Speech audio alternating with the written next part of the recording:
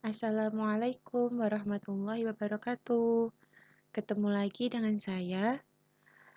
Untuk hari ini kita akan membahas materi lanjutan dari video sebelumnya, yakni bahasa ekspresif anak usia dini.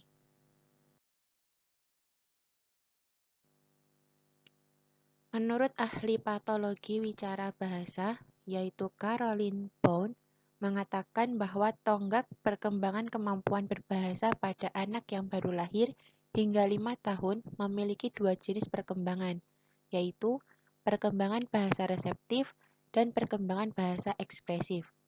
Selanjutnya, menurut Ellison, menyatakan bahwa perkembangan bahasa dimulai sejak bayi. Anak belajar bahasa sejak masa bayi. Sebelum belajar berbicara, mereka berkomunikasi melalui tangisan, senyuman, dan gerakan badan. Selanjutnya, kita akan membahas tentang bahasa.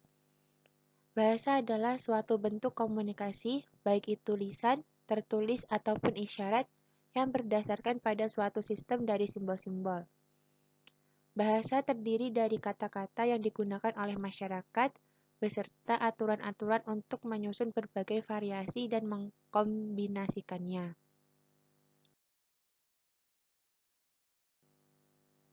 Selanjutnya, apa itu bahasa ekspresif? Bahasa ekspresif adalah kemampuan anak untuk mengkomunikasikan pikiran dan perasaannya melalui bahasa.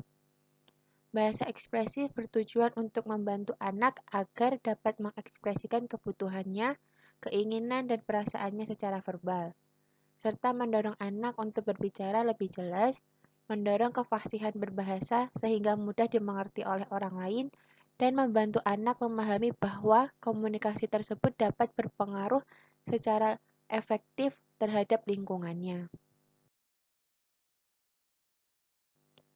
Karakteristik bahasa ekspresif. Yang pertama, terjadi perkembangan yang cepat dalam kemampuan bahasa anak. Ia telah dapat menggunakan kalimat dengan baik dan benar. Yang kedua, telah menguasai 90% dari fonem dan sintaks dari bahasa yang digunakannya. Yang ketiga, dapat berpartisipasi dalam suatu percakapan. Yang keempat, sudah dapat mengucapkan lebih dari 2.500 kosakata. Yang kelima, lingkup kosakata yang diucapkan anak menyangkut warna, rasa, bau, kecantikan, kecepatan, suhu, perbedaan, perbandingan jarak, dan permukaan. Yang terakhir, sudah dapat menjadi peran pendengar dengan baik.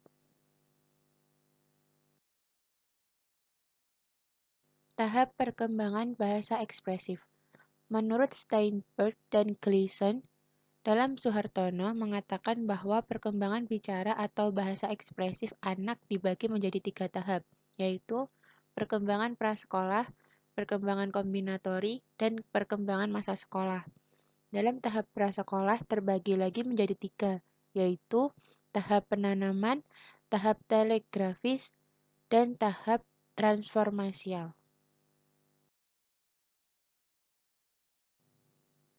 Faktor yang mempengaruhi bahasa ekspresif pada anak terdiri dari 2 faktor. Yang pertama, faktor internal dan faktor eksternal. Faktor internal berasal dari diri anak, terdiri dari 3 faktor, yakni faktor inteligensi, yang kedua faktor jenis kelamin, yang ketiga faktor perkembangan motorik. Selanjutnya, faktor eksternal, yang berasal dari luar diri anak. Terdapat 3 faktor, yakni faktor keluarga, kedua faktor lingkungan, yang ketiga faktor perbedaan status sosial. Hal penting dalam pengembangan bahasa ekspresif. Yang pertama, perhatian dan konsentrasi. Yang kedua, keterampilan prabahasa, yakni gerak tubuh, ekspresi wajah, peniruan, perhatian bersama, dan kontak mata. Yang ketiga, keterampilan bermain. Yang keempat, motivasi dan keinginan untuk berkomunikasi dengan orang lain. Yang kelima, keterampilan motorik, agar dapat mengembangkan alternatif bentuk bahasa ekspresif, seperti isyarat jika bahasa verbal tidak berkembang.